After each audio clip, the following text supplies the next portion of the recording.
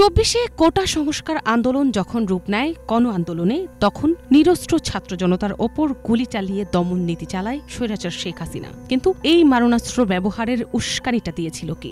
অভিযোগের আঙুল এবার সোজা হাসানুল হক ইনুর দিকে। প্রসিকিউশন বলছে, ইনুই ছিলেন পুরো হত্যাযজ্ঞের নেপথ্যে। আন্তর্জাতিক অপরাধ ট্রাইব্যুনালে দাখিল হওয়া অভিযোগপত্রে উঠে এসেছে চাঞ্চল্যকর এই তথ্য। বলা হচ্ছে, ১৪ দলের বৈঠকে দমন নীতিকে বৈধতা দেন ইনু। শেখ হাসিনার সভাপতিত্বে অনুষ্ঠিত ওই বৈঠকে সেনা নামানো আর দেখামাত্র গুলির সিদ্ধান্তে ছিল তার প্রত্যক্ষ উস্কানি।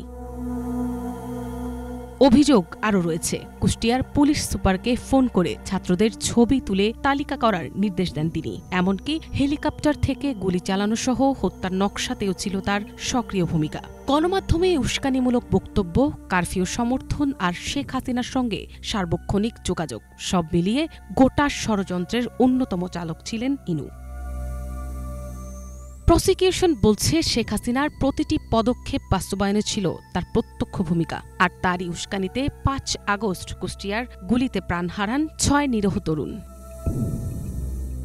ট্রাইব্যুনাল ইতিমধ্যে ইনুর বিরুদ্ধে অভিযোগ আমলে নিয়েছেন। যার মাথা থেকে এসেছিল সেই ভয়ঙ্কর উস্কানি, সেই হাসানুল হক ইনু কি তাহলে এবার দাঁড়াবেন ইতিহাসের কাঠগড়ায়?